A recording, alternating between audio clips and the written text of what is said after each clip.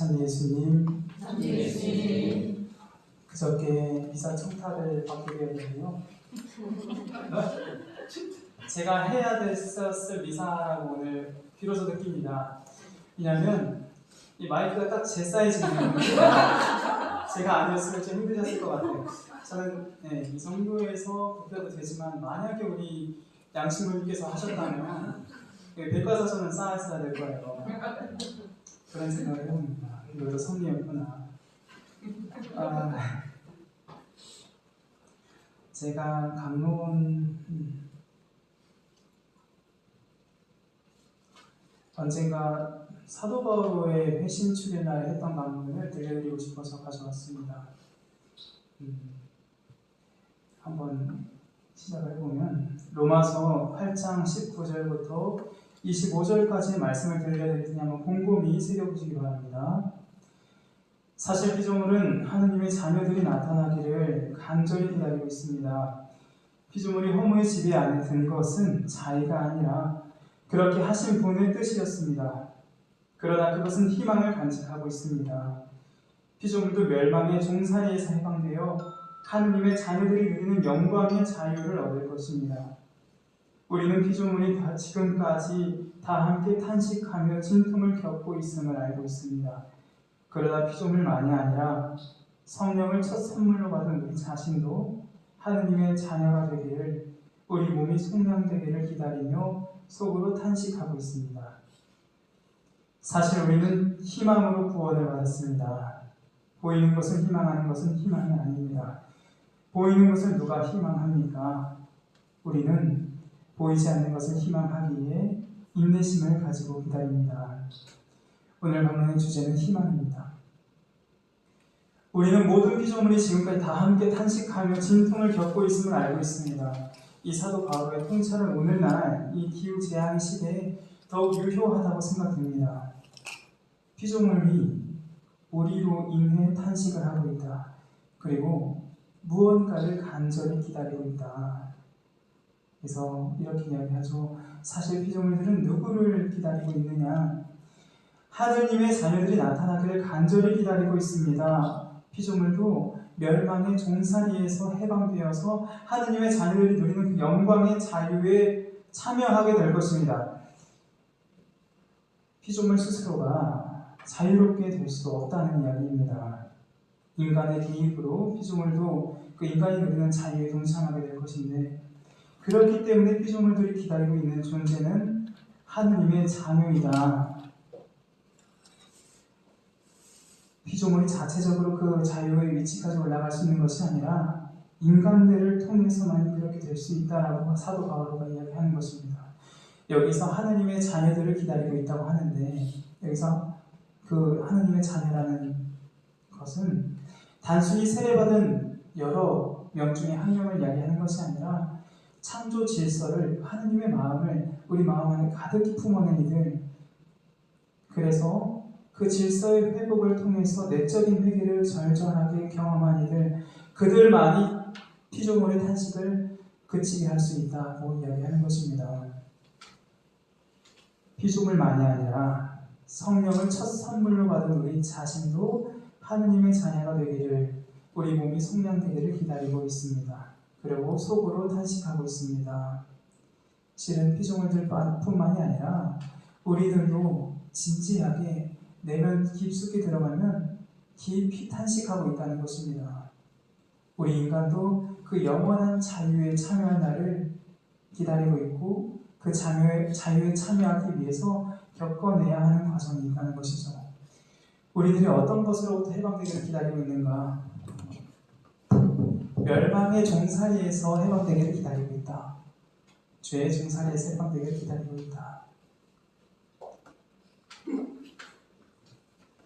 우리의 죄와 피조물들 탄식이 어떤 연관관계를 지니고 있는가를 살펴보기 위해서는 인간의 죄가 탄생했던 촉발되었던 그 시점까지도 거슬러 올라가 보면 좋습니다. 성경의 증언이죠. 창세기 3장으로 가봅시다.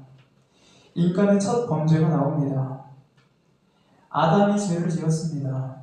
그런데 이상하게 이 땅이 저주를 받습니다.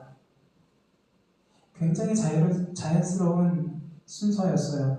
아담의 죄, 땅의 저주. 왜냐? 아담이라는 말의 어원을 살펴보면 그렇습니다. 아담, 히브리어로 아다마, 땅이라는 뜻을 가진 그 어원에서 비롯한 말이죠. 아담. 그러니까 땅에서 나온 존재가 죄를 지으니까 자연스럽게 이 땅이 저주를 받는 것입니다. 흙에서 나온 이가 죄를 지으니까 흙 또한 벌을 받게 된다. 사람의 죄가 자연의 탄식과 아주 밀접하게 연관이 되어 있음이 그때부터 드러나 있는 것입니다. 우리의 영혼의 건강이 이 땅의 건강과 긴밀하게 연결되어 있다. 참미바드소서에서 경님께서는 실제로 우리가 가꾸고 머무르고 해야 하는 땅, 그 지구를 보호하는 데 소홀했던 것은 우리 스스로의 마음의 밭을 가꾸는 데 소홀했음에서 비롯된다 라고 말씀하십니다. 우리 내면의 광야가 넓어짐에 따라서 이 현상적으로 드러나는 지구의 실제적인 사막, 그 광야의 넓이가 늘어난다. 그래서 우리는 지금 이 시대를 환경의 위기, 기후 위기라고 쓰지만 읽어내기는 인간 내면의 위기다. 인간 영혼의 위기다라고 다시 읽어내야 되는 것입니다. 그러한 까닭의 생태적 위기는 텀블러를 씁시다, 재활용을 잘합시다, 환경을 위한 실천을 합시다라고 이야기하기 전에 근본적으로 곰곰이 묵상해 볼 필요가 있는 것은 우리의 내적인 회개가 어느 단계에 있는가, 그것이겠습니다. 참미바드소서 17장입니다. 17항의 내용입니다. 모두에게 필요한 것이 생태적인 회개입니다. 하느님의 작품을 지키는 이들로서 우리의 소명을 실천하는 것이 성덕 생활의 핵심입니다. 이는 그리스도인 체험에서 선택적이거나 부차적인 측면이 아닙니다. 필수적인 문제여야 된다는 것이죠. 신앙인이라면, 신앙에 진지하면 할수록 이 지구의 문제에 더 깊이 탄식할 수밖에 없다. 이 땅의 문제에 더 깊이 탄식할 수밖에 없다. 왜냐하면 그것이 너무나 자연스럽기 때문에, 우리가 아담아이기 때문에, 땅이기 때문에, 그리고 그 땅에 서려있는 성령의 순교를 함께 할 것이기 때문에, 그 성령의 선물을 받은 이들은 하느님의 질서에 관심을 기울이고 그 질서의 왜곡됨에 따라 고통받고 있는, 신음하고 있는 이들의 신음에까지도 귀를 기울이게 되는가 봅니다. 성령의 사람들은 죄로 탄식하는 인간의 소리에 귀를 기울이고 더불어 진통을 겪고 있는 피조물들의 탄식을 그냥 지나칠 수가 없습니다. 본디 우리의 존재가 그러하기 때문에, 흙에서 와서 흙으로 돌아가는 존재이기 때문에, 땅에서 온 존재이자 땅 자체인 존재이기 때문에, 땅에서 온 한계를 지니지만 동시에 하느님의 축복이 가득히 서린 존재, 하느님의 숨이 서려있는 땅, 걸어다니는 땅, 내가 땅이면서 이 땅의 아픔이 나의 아픔임을 그렇기 때문에 통렬하게 느끼게 되는 것입니다.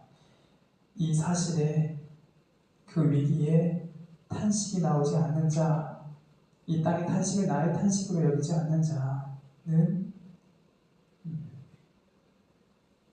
회개가 필요합니다. 다시 바오로 사도의 말씀으로 돌아와서 피조물은 하느님의 자녀들이 나타나기를 간절히 기다리고 있다. 그냥 사람이 나타나기를 기다리는 것이 아니라 하느님의 자녀가 나타나고 기를 기다리고 있다. 하느님의 자녀라고 하면 하느님의 질서를 내면 가득히 품은 이들이다. 다시 오늘날의 말로 사도 바오로의 말씀을 다시 써보겠습니다.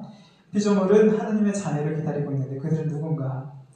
경제적인 여유가 있어서 더 많이 소비하고 지출할 수 있어도 난방을 하는 대신에 습관적으로 옷을 더 껴입는 사람들, 육식을 절제하는 것과 같은 건강한 정신을 지닌 이들, 물건을 쉽게 내버리지 않고 재활용하는 것과 같이 작은 일상적인 행동으로 피조물 보호 임무를 수행하는 고결한 정신을 가진 이들, 그렇게 거룩한 불편함을 온유하게 감내할 수 있는 마음의 넉넉함해진 이들을 간절히 기다리고 있다. 그들 한 사람 한 사람이 이 땅의 누룩으로서 돌봄의 문화를 커지게 하고 사랑의 문명을 건설하는데 이바지할 것입니다. 아까 주님께서 말씀하셨던 것처럼 희망이 없는 상황이 맞습니다. 그렇기 때문에 우리 여기서부터는 신앙인들만이 설 수 있는 것입니다. 왜냐? 희망이 없는 데서 신앙은 희망을 끌어내는 것이기 때문에 유학 갔다 오면 이 지구가 살아있을까라는 생각도 합니다. 5년에서 8년 낙담하기 힘든 상황이 이어지고 있는데 그럼에도 불구하고 수님 말씀처럼 우리가 마지막에 가서 사과나무 한 그루를 심고 하나님 앞으로 나아갈 수 있는 것은 우리 찬미받으소서 운동의 끝에는 하나님께서 서 계시기 때문입니다. 일반 환경단체들과 구분되는 점이 바로 그것입니다. 환경단체들은 지구의 위기만까지만을 바라볼 수밖에 없겠죠. 그 이상의 가치를 바라보기에는 신앙적인 눈이 없기 때문에. 그런데 우리 신앙인들은 환경이 악화되는 것 그 이상에서 하나님의 존재를 느끼는 이들입니다. 지구가 완전히 파괴되어 버려서 더 이상 손 쓸 수 없게 된다면 그때는 환경단체들은 손을 들어버릴 것입니다. 그런데 우리 신앙인들만은 그때 가서도 우리는 마지막까지 하나님 앞에서 우리의 소명을 실천하겠다는 그 씨앗을 심겠다는 것을 유일하게 하고 있을 사람들입니다. 그렇기 때문에 이 가톨릭 기후 행동이 더욱더 이 땅에 노력이 되어야 되고 이 정신, 우리가 오늘 세계본 지향들을 널리 알려야 될 필요가 있는 것이죠. 우리는 결국에는 하느님 앞에 나아가서 사심판 받을 것을 생각하면 끝까지 희망이 없는 곳에서도 희망하면서 뭐라도 하나 할 수 있는 것입니다. 그것이 제가 기운 생태 슬픔과 생태 우울을 경험하면서 여전히 새로운 그 영감을 끌어낼 수 있는 그 원천이 되었습니다. 사랑하는 형제자매 여러분, 당장에 닥쳐오는 기후 재앙의 위기에 그 재앙의 크기에 지쳐서 낙담하지 않고 희망이 없어도 희망하면서 끝내 모든 이들을 당신께서 피조물 누가 누리는 그 친교, 긴밀한 친교 안으로 초대하신 하느님께 희망을 두고 그 희망에 투신하고 무엇라도 하는 사람들은 그 희망으로 구원을 얻을 것입니다. 사실 우리 모두는 희망으로 구원을 받은 존재이기 때문입니다.